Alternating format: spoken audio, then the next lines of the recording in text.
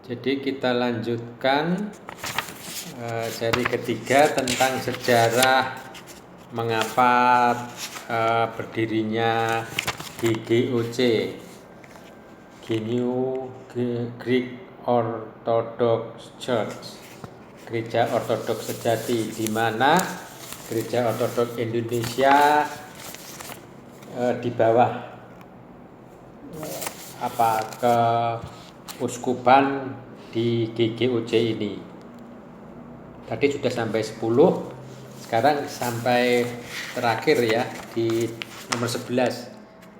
Dipahami bahwa sesuai dengan keistimewaan dari tempat-tempat yang berbeda dan ke kasus-kasus yang berbeda, maka penerapan suatu tata cara dengan lebih longgar atau lebih ketat diputuskan oleh episkop lokal berdasarkan kriteria yang telah ditetapkan secara sinodal atau oleh sebuah sinode yang kompeten.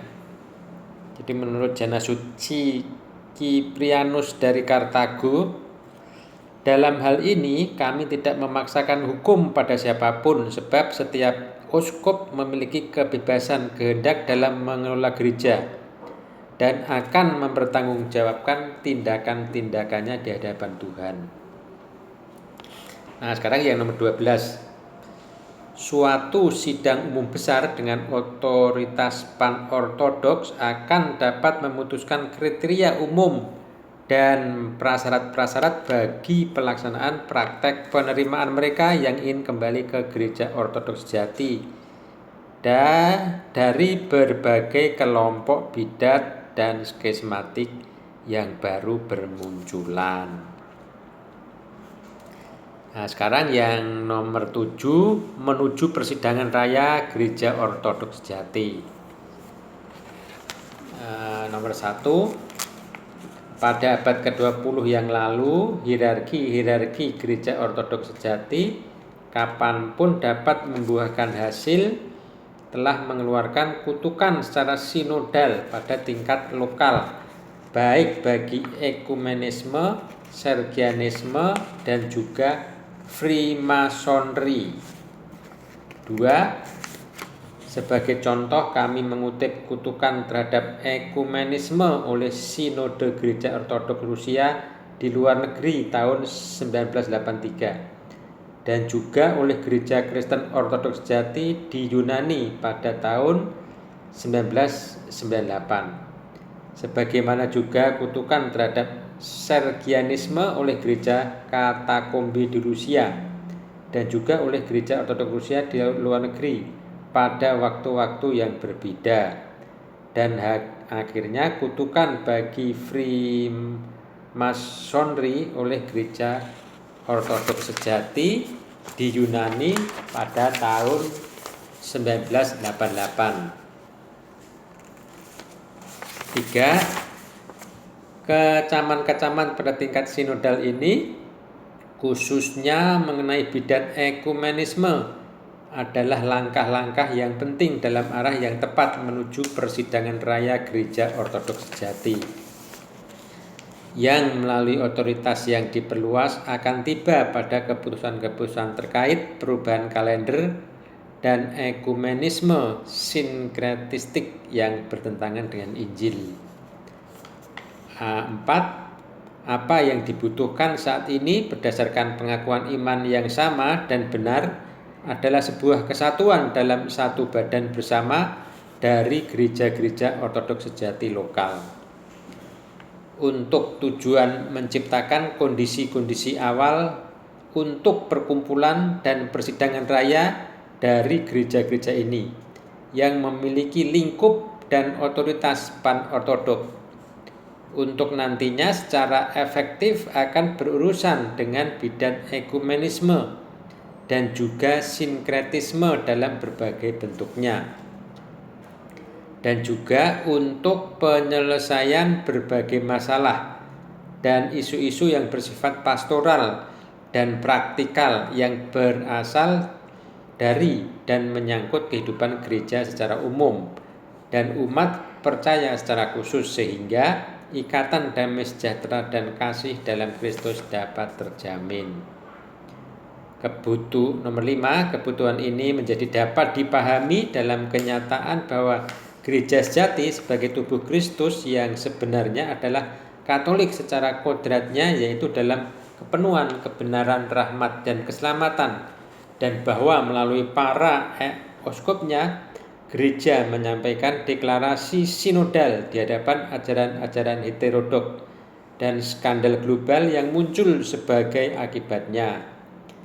Demikianlah gereja harus mengejar di satu sisi artikulasi kebenaran-kebenaran iman sebagai penggambaran dan kebenaran yang bertolak belakang dengan kepalsuan, dan di sisi lain penolakan dan pengutukan terhadap kesalahan-kesalahan dan kerusakan yang berpangkal pada bidat demi perlindungan kawanan umat, memproklamasikan dan mengkonfirmasi kemerosotan para bidat yang memang sudah ada.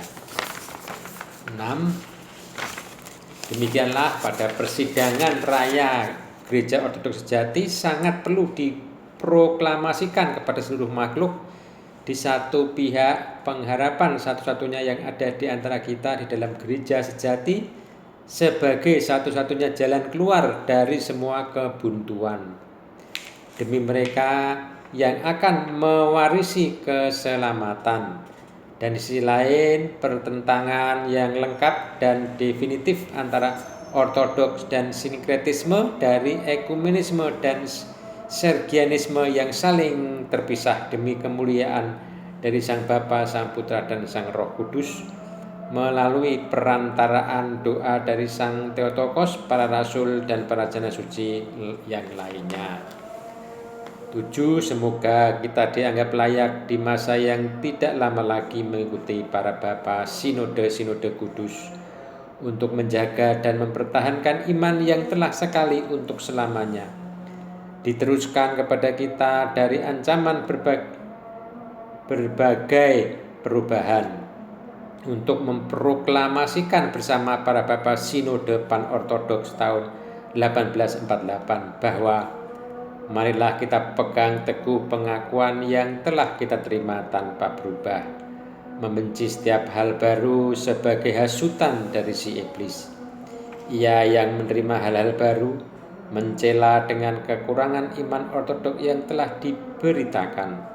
Tetapi iman ini telah sejak lama dimeteraikan di dalam kesempurnaan, tidak mengakui adanya pengurangan atau penambahan atau perubahan apapun, dan ia yang berani melakukannya atau menasihatkan hal tersebut atau memikirkan hal semacam itu telah menyangkali kesetiaan Kristus. Salam damai atas nama Bapa, Putra, dan Roh Kudus. Amin.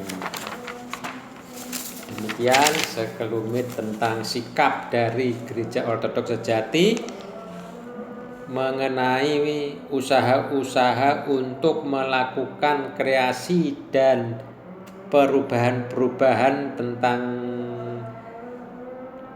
ajaran dan tradisi-tradisi gereja yang sudah dipegang selama 2000 tahun, di mana gereja sendiri adalah tubuh dari Sang Kristus. Jadi ketika kita mengubah sedikit pun, maka gereja ini akan pelan-pelan berubah, kemudian akan pelan-pelan terhapus, sehingga tradisi dan gereja itu sendiri akan pelan-pelan dilupakan.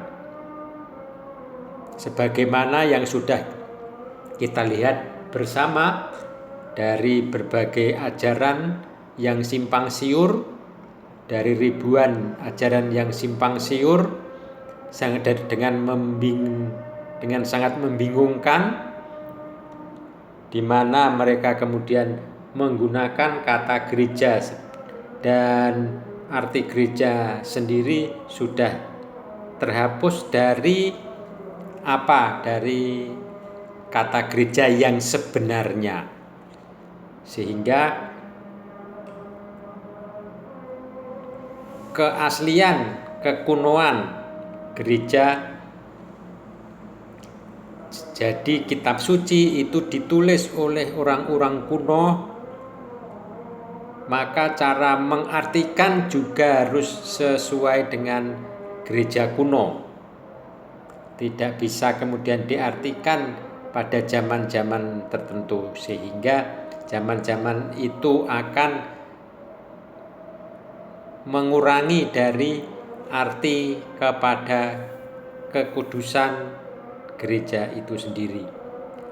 Apabila itu tereduksi, gereja-gereja kuno tereduksi, maka ajaran-ajaran gnostik akan bermunculan dan akan menghapuskan gereja itu sendiri.